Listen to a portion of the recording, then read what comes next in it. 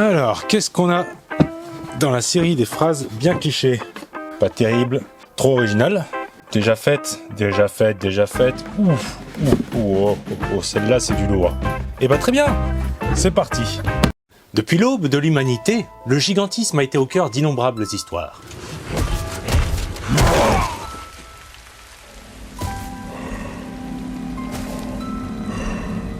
Godzilla n'est qu'un grand enfant de plus, né en noir et blanc et pourtant si jeune à côté de Moby Dick, du Kraken, de Jormungand ou de Léviathan, pour ne citer que les géants les plus proches de notre lézard nippon champion de natation. Fin de l'intro cliché. Animal insensible ou dieu indestructible? Comme ceux qui sont venus avant lui, Godzilla est d'abord terrifiant parce que pour le regarder dans les yeux, il faut se décrocher la tête en arrière. Un peu comme au premier rang d'une salle de cinéma.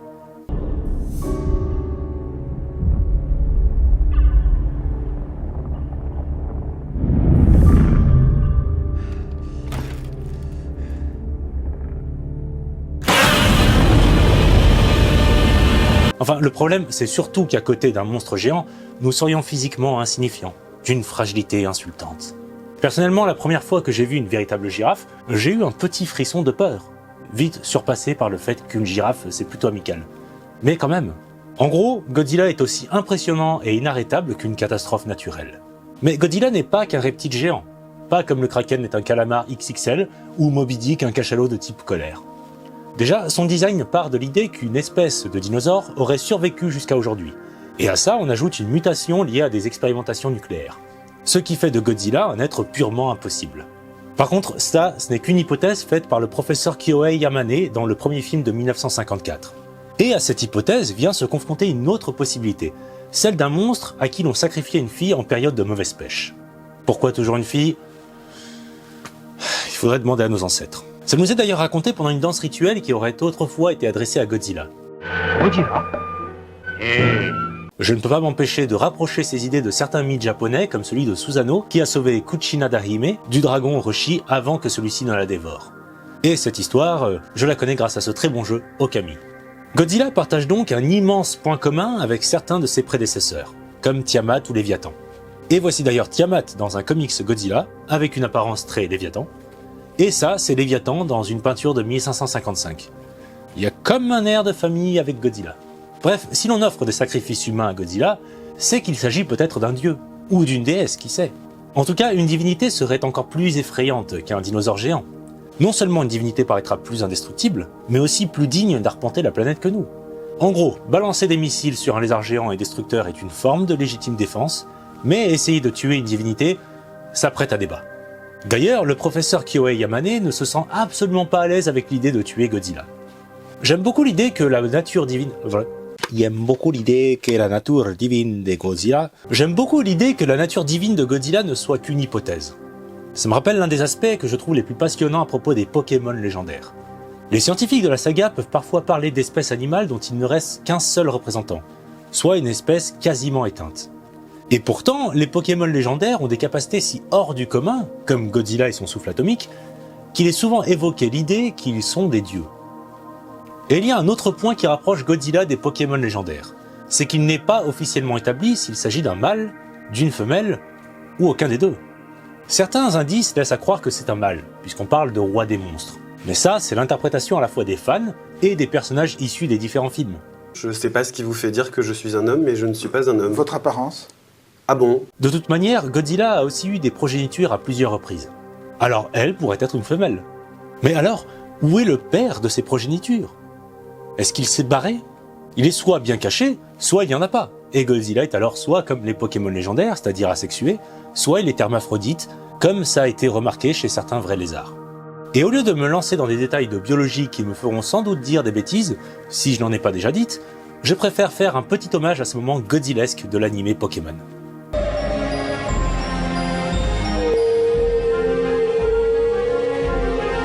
J'en frissonne encore. Et maintenant, revenons-en à des considérations beaucoup plus divines. Si Godzilla est un dieu comme d'autres kaijus de son univers, de quoi est-il le dieu? De la destruction? Des océans? Si c'est le cas, alors Godzilla est vraiment la version moderne du Léviathan. Et il n'est donc pas forcément un dieu, mais peut-être un démon. En tout cas, une chose est sûre, le Léviathan était une représentation de la nature. Il symbolisait très bien le chaos des océans, notamment avec des histoires de flammes qui faisaient bouillir le fond des océans, et un cœur de pierre, comme Godzilla qui ne semble pas pouvoir s'émouvoir du mal qu'il fait. Cet aspect purement symbolique de Godzilla, on le retrouve bien au début des films, avec un élément qui est presque devenu une tradition essentielle à la saga.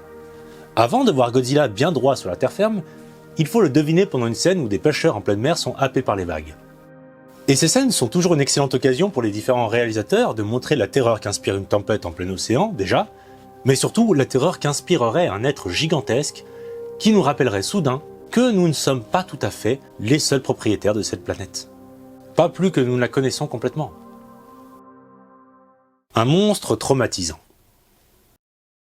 Une poignée d'entre vous a possiblement bouillonné de l'intérieur en m'écoutant parler de nature, de divinité et de gigantisme, sans même avoir commencé par l'essence même de ce qui fait Godzilla. Si c'est le cas, il est temps d'y remédier, donc de parler du nucléaire. Le premier film de 1954 reprend l'idée d'un autre film datant d'1 an plus tôt, Le monstre des temps perdus. Dans les deux cas, un animal préhistorique a été réveillé, perturbé, par des essais nucléaires menés par les États-Unis. Dans Le monstre des temps perdus, l'animal est extirpé des glaces de l'Arctique, ce qui lui aurait fait mériter une place dans une autre de mes vidéos d'ailleurs. Il s'attaque ensuite à des navires et à un phare avant de débarquer sur l'île de Manhattan. D'ailleurs, le Zilla de 1998 ressemble beaucoup à ce vieux film américain. Il serait même plus juste de le qualifier de remake de ce film avec un peu de Godzilla dedans. Mais ce qui fait la force de Godzilla par rapport à ce film, ce sont deux choses. Enfin, j'en vois deux importantes. Déjà, Godzilla prend vie grâce à un costume, hyper lourd, porté par un acteur, hyper bon. Ce qui permet d'avoir un monstre au mouvement fluide. Sans dire que c'est objectivement mieux que la technique du monstre des temps perdus, je trouve que ça a beaucoup mieux vieilli. Voilà, et comme on dit, miam miam la gaufre. Mais surtout, alors que le monstre des temps perdus est réveillé par des essais nucléaires puis tué grâce à un bombardement atomique, eh bien Godzilla a muté à cause des essais nucléaires et symbolise le nucléaire. Il s'en nourrit et donc il est totalement immunisé. On ira même jusqu'à avoir des Godzilla qui seront des sources intenses de radiation.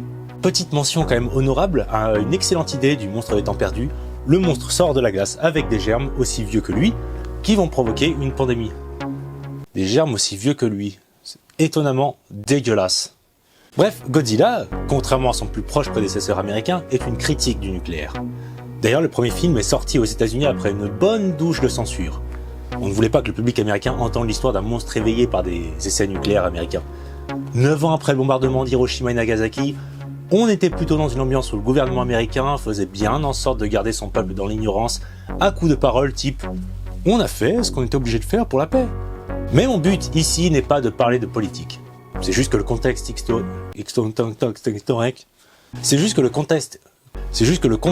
historique montre que là où les Américains n'étaient pas les mieux placés pour parler de la peur du nucléaire, les Japonais étaient en revanche les plus à même de le faire. Et ils sont probablement restés les mieux placés pour ça, puisque Shin Godzilla s'appuiera cette fois sur la terreur provoquée par la catastrophe de Fukushima. Et Shin Godzilla est particulièrement intéressant à voir pour son traitement de la politique. Il critique à la fois un gouvernement trop ramifié et trop protocolaire pour réagir à une situation de crise, sans pour autant tomber dans le piège de « il faut prendre des décisions dans la seconde, quitte à faire des erreurs ». En tout cas, qui dit œuvre japonaise de 1954 et de 2016, sur un monstre nucléaire dit traumatisme. Et s'il y a un point que j'avais envie de fouiller un peu, c'était bien l'idée de traumatisme. Ça me vient d'abord d'une scène de Zilla qui m'a marqué. Oui, ce film n'a pas que des défauts, je pense même que si c'est un mauvais Godzilla, ce n'est pas pour autant un si mauvais film. Bref, la scène, c'est ça.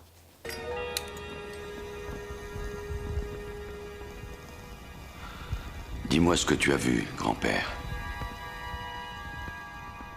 Godzilla. Godzilla. Alors oui, voir Godzilla est terrifiant sur le coup. Mais avec cette scène, on nous promet un monstre si terrifiant que les témoins seront en état de choc et pourraient ne jamais s'en remettre. Et ça, le film nous le remontrera avec un peu moins d'impact un peu plus tard.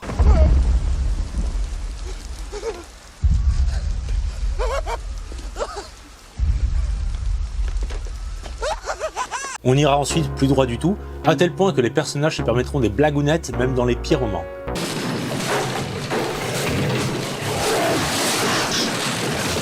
Oups, mauvais étage. Et ce film, bien qu'il ait le mérite de mettre en scène la notion de traumatisme, n'est pas le seul à sous-exploiter ce potentiel de Godzilla. En fait, la plupart des films me semblent trop l'ignorer. Je précise que je parle de traumatisme d'individu, parce que sinon Godzilla symbolise une forme de traumatisme national dès sa création. Ça y a pas de souci. Mais pour ce qui est de traumatisme psychologique sur des individus comme ça, on n'a pas grand chose à se mettre sous la dent. Miam miam, le pruneau. Sauf peut-être la trilogie d'animation produite par Netflix. Et là, il ne s'agit pas d'un traumatisme du genre paralysant, mais d'une haine maladive à l'égard de Godzilla. Le héros, Haruo Sakaki, ne cesse pratiquement jamais de froncer les sourcils.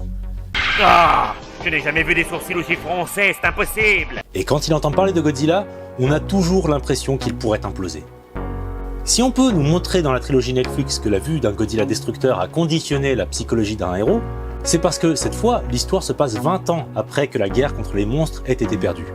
Les humains ont dû quitter la planète, et ils sont forcés d'y revenir parce que pendant 20 ans, aucune autre planète habitable n'a été trouvée.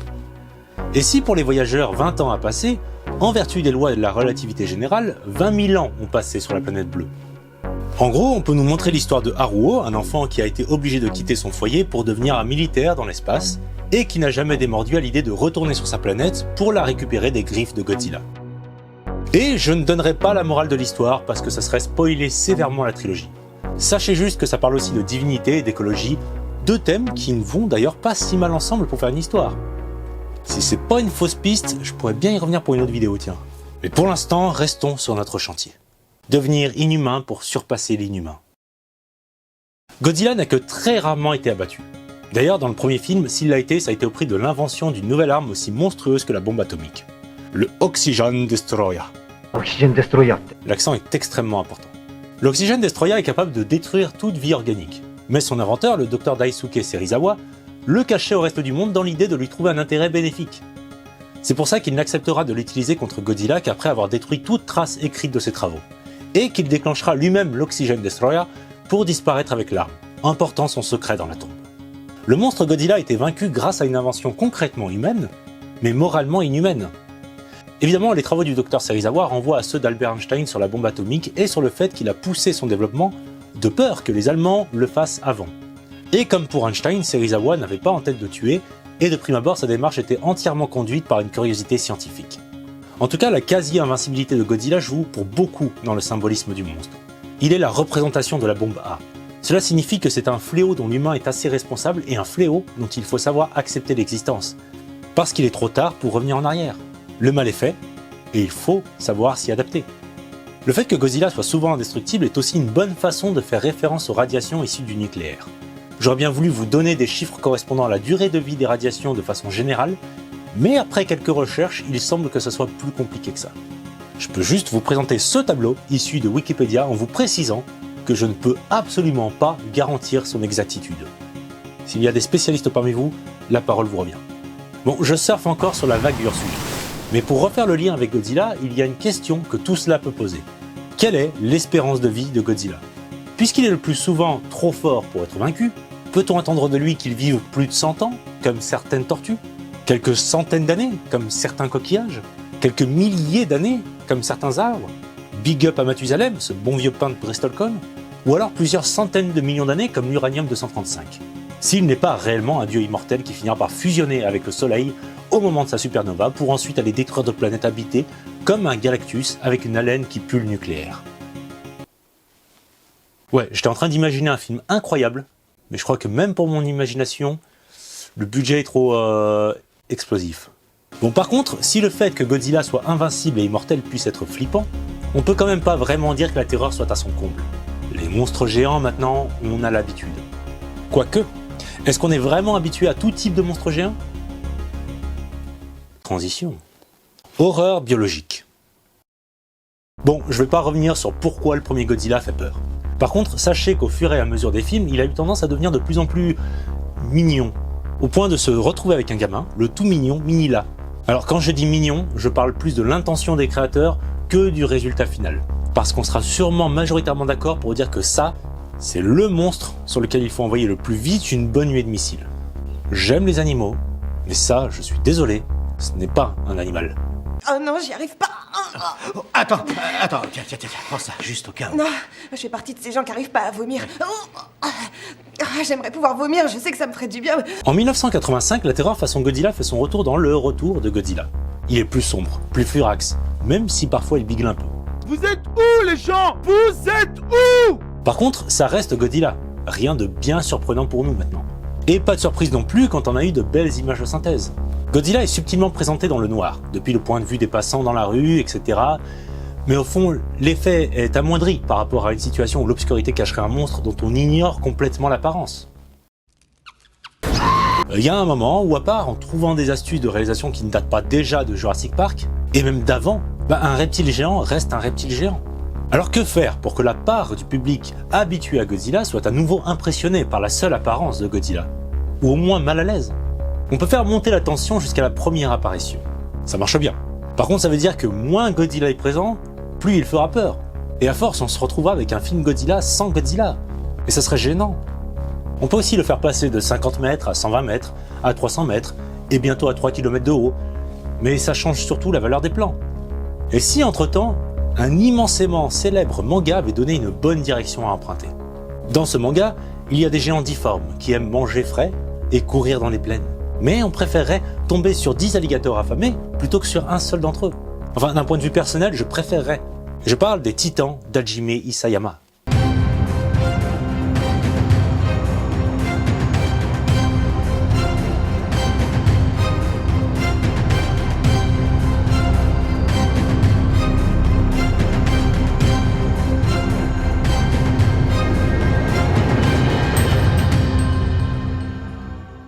Évidemment, aussi terrifiant que soient les titans, faire monter la pression avant de les montrer est un excellent moyen de rendre la peur plus intense. Et la force horrifique des titans réside donc en partie dans une mise en scène particulière. Mais si j'en parle, c'est parce qu'ils ont rendu encore plus populaire ce qu'on peut appeler l'horreur biologique, ou body horror. Techniquement, il s'agit de jouer avec l'apparence du corps humain et de le rendre différent tout en le gardant familier. Vous en conviendrez, le fait que les titans ressemblent autant à des humains est plutôt malaisant. Il suffit de toujours leur ajouter un petit quelque chose de différent pour que ce carnivore géant provoque le malaise. Et en parlant de malaise, il est assez lisible sur le personnage des humains pour qu'on reste bien dans l'ambiance. Ah, et bien sûr, l'incroyable musique d'Hiroyuki Sawano est comme une chantilly qui vient couronner le gâteau. J'adore. Le body horror qui marche en déformant des corps humains peut très bien marcher avec des animaux, ou avec un monstre dont on a l'habitude. On a déjà tellement vu Godzilla tel qu'il est qu'on peut être surpris par un changement d'apparence. Ça ne marche pas avec Zilla parce que le design n'a pas été changé dans l'optique de créer de l'horreur. Sauf si on considère l'horreur ressentie par les fans de Godzilla. Oh non. En fait, il y a bien un excellent exemple du renouvellement de Godzilla, pour moi, c'est Shin Godzilla de 2016. Pas d'inquiétude, je vais à peine spoiler le premier quart du film. On revient sur cette idée de mutation d'un animal marin qui était déjà là depuis 1954. Mais au lieu de présenter ça comme un simple résultat, on nous le présente comme un processus. Au revoir gigantisme impeccable, tout propre, et bonjour mutation informe et dégueulasse. Mais il y a autre chose à ne pas oublier, l'apparente stupidité des titans. Parce que c'est en partie ce qui les rend terrifiants, on n'arrive pas à comprendre leur comportement. Et ça aussi c'est du body horror. On n'est pas seulement habitué aux proportions du corps humain, mais aussi à une psychologie, à des comportements disons généraux. Le Godzilla de 2016 agit de façon incompréhensible, comme ça a souvent été le cas. Mais là, il en vient même à faire des mouvements étranges. On dirait qu'il cherche à se rendre quelque part, et pourtant il n'a aucune notion correcte de son environnement. En fait, on peut assez bien imaginer qu'il n'y a pas que son corps qui mute, mais aussi son cerveau. Enfin, le cerveau fait partie du corps, et donc c'est logique. Bref, l'expression n'est pas tout à fait la bonne, mais voilà. Ah, et dédicace à Shiro Sagisu, le compositeur de Bleach et de plusieurs films Evangelion, entre autres, qui a composé pour Shin Godzilla des musiques dignes de celles de Shingeki no Kyojin. Le fait qu'il ait été choisi n'est pas une coïncidence à mon avis. Et peut-être que je me plante complètement. Une terreur qui a du bon ? Ok, durant toute cette vidéo, je n'ai parlé que de l'aspect négatif que représente notre bon vieux Godzilla. Il tue, il fait peur, il mute, il écrase, il explose, bref, personne n'en voudrait dans son voisinage. Il vaut mieux être seul qu'accompagné d'un lézard géant atomique et instable. Et pourtant, il se pourrait bien que Godzilla ne soit pas qu'un indéfectible nuisible. Et je ne parle pas de tous ces films où Godzilla est le protecteur de la Terre face à des monstres pires que lui. Le coup franc de Messi. Oui! Qu'est-ce que vous voulez dire, d'accord? Vas-y! Dis-moi maintenant! Ou même de son combat contre des extraterrestres qui cherchaient à le contrôler, lui et les autres monstres géants, pour mieux envahir la planète et qui se sont retrouvés avec un Godzilla libéré de leur emprise qui est parti leur apprendre le respect. Am I still on? Oh. Well, we now return you to whatever it was you were doing. Idiots. Non, je ne parle pas de ça. Je ne parle pas non plus de la progéniture de Zilla élevée par des humains pour là aussi combattre d'autres monstres. Alors je n'ai pas regardé cette série animée que j'adorais, j'ai déjà gâché mon excellent souvenir du film de Roland Emmerich, alors je ne prendrai pas le risque avec la suite animée. Trêve de bavardage, ce que je veux dire dans cette dernière partie, c'est qu'il est parfois bon de jeter un pavé dans la mare, ou de donner un coup de pied dans la fourmilière. Littéralement. Blague à part, je précise que je ne suis pas le genre de psychopathe qui peut se réjouir d'une énorme catastrophe. Ni le genre à dire qu'une bonne guerre ferait du bien à la jeunesse.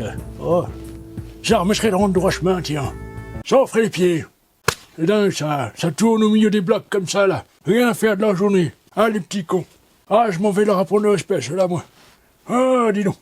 Ah, dis donc, je suis bloqué dans un personnage complètement cliché. Que faire pour en sortir? Allez, ça va bien. Mon temps, vous n'êtes pas comme ça, tiens.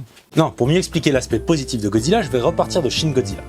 Shin Godzilla, c'est surtout l'histoire d'un gouvernement qui doit gérer une crise sans précédent. Fukushima. Et encore une fois, sans spoiler, dès le départ, on se rend bien compte que les institutions ne sont pas, mais alors absolument pas aptes à gérer la situation. Donc certes, l'apparition de Godzilla est un drame, mais un drame qui permet de se rendre compte qu'on a encore beaucoup à apprendre, et qu'on a besoin de se préparer pour de potentiels autres drames à venir. Et avec l'aspect body horror du film, cet aspect politique est aussi ce qui rend le film si unique dans la saga des Godzilla. D'une autre façon, si Godzilla s'avère être un dieu, alors il nous apprend à ne pas prendre notre planète pour un acquis. Si on veut continuer d'y faire tout et n'importe quoi,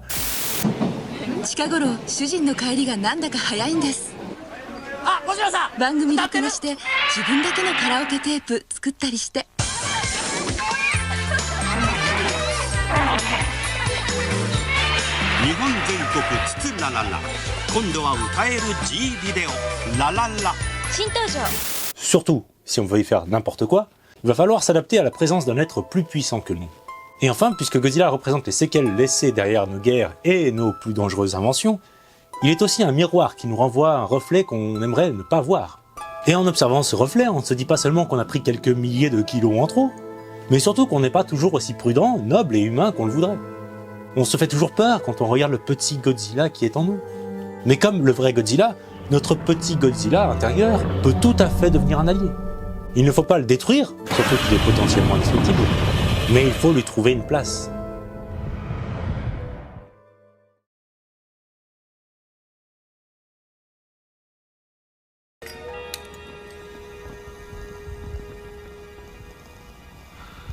Dis-moi ce que tu as vu, grand-père.